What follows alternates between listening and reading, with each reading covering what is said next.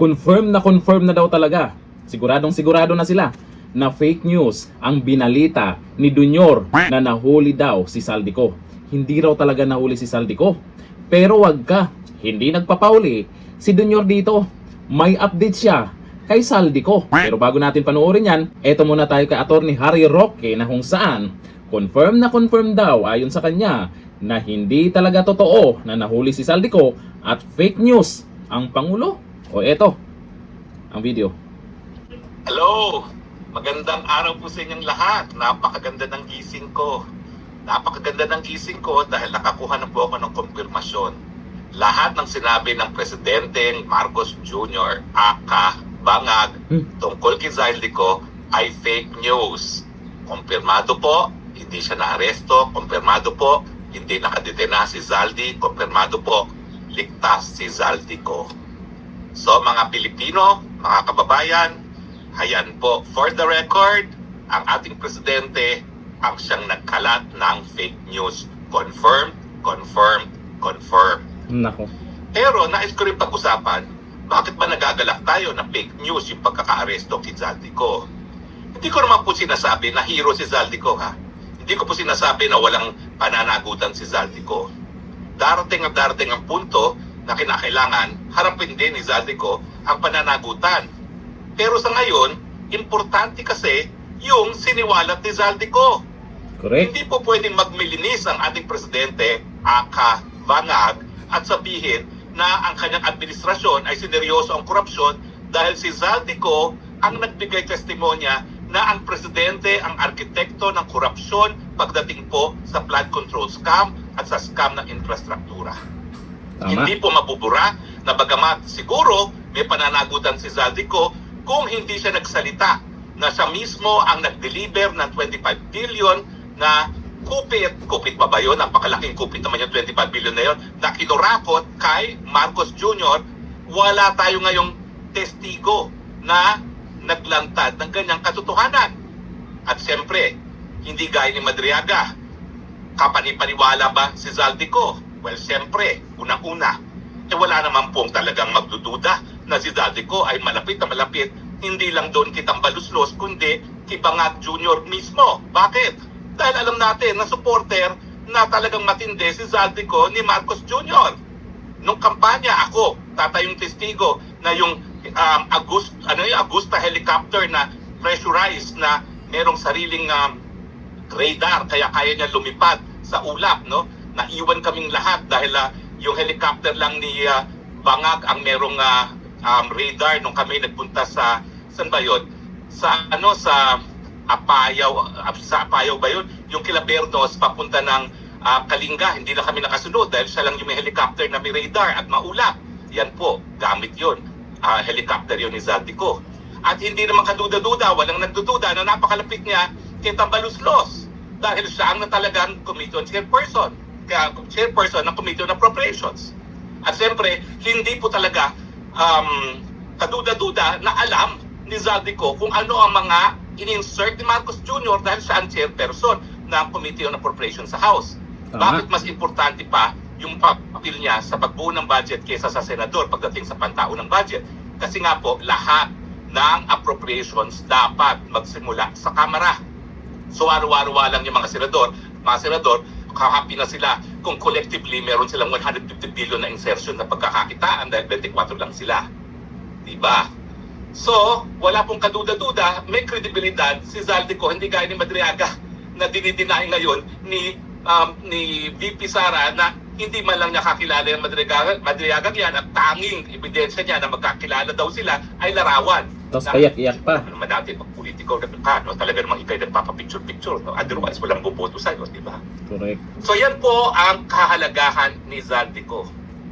Ulitin ko, hindi siya siguro hero, hindi siya siguro santo, pero kinakailangan natin ang testimonya niya para mapakulong na once and for all ang Marcos Jr. at pati na ang kanyang may bahay at pati na mga kamag-anak ng kanyang may bahay. Bakit?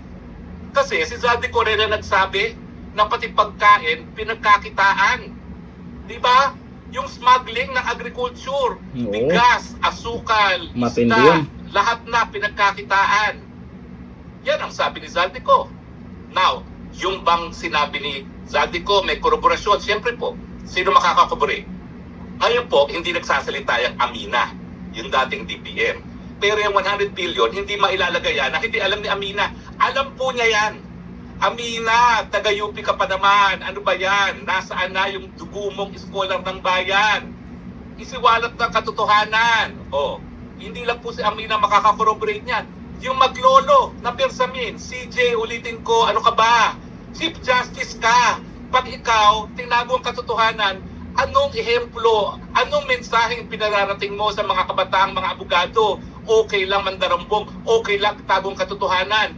Samantalang alam naman natin na bilang Chief Justice talaga ikaw yung naging personification ng katarungan.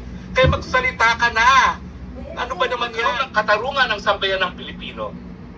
Ay bukod pa dyan, siyempre si Tambaluslos can also corroborate.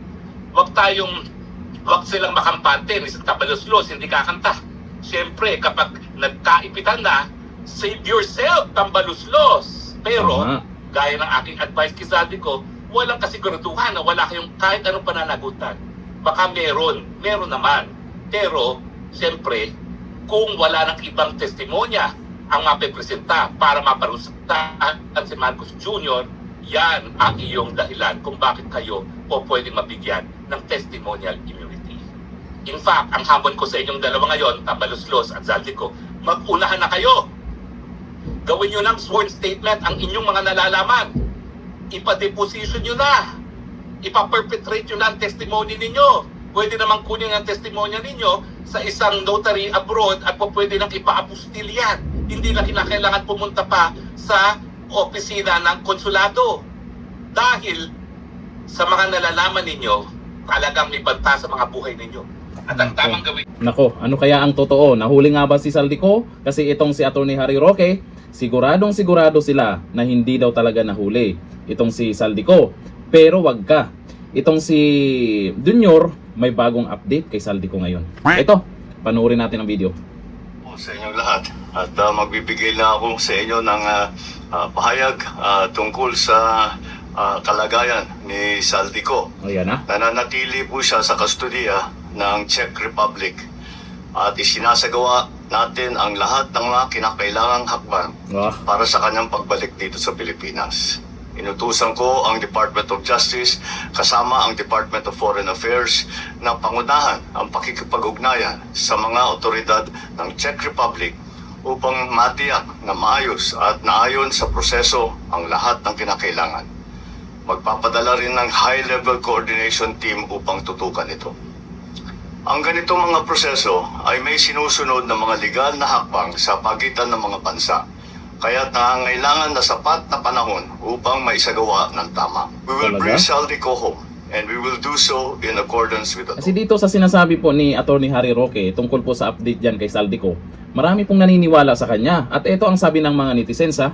Sabi ni Nadja Ditua Raupan, huhuliin ang mga nagpo-post ng fake news. Sila naman ang napakalaking fake news. Sabi ni Joseph Tolentino, posible nga na fake news, wala namang video or fake picture na nahuli. Eh yun nga yun, yung proof dapat, di ba? Kasi nangyari na po ito nung nakaraan kay Atty. Harry Roque na sinasabing nahuli na daw. Bandang huli, fake news pala, binalita pa yan ha. Eh yung mga nakaraang nahuli naman, kita naman agad yung picture, may video pa na patunay na nahuli talaga. Pero bakit ngayon? Walang maipakita.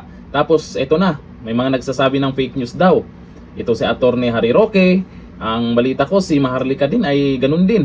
May source din daw siya na hindi totoo na nahuli itong si Zaldico. Nako, kanya-kanya ng ano yan. Kanya-kanya lang naman ng tactics yan. Kung sino po yung maiisahan bandang huli dito sa ginagawa nilang fake news di umano, nahuli di umano. Ano kayang diskarte nila dyan? Eh, abangan po natin kung sino ang nagpapakala talaga ng fake news. Eh, sana naman totoo ang sinabi ng Pangulo. Kasi kung hindi totoo, anong gagawin? Kung hindi totoo yung sinasabi niyang nahuli, awanin? Ganun-ganun na lang? Pero pag iba, talagang agad-agad pa iimbestigahan. Hanggang dito lang. Thank you. Bye-bye.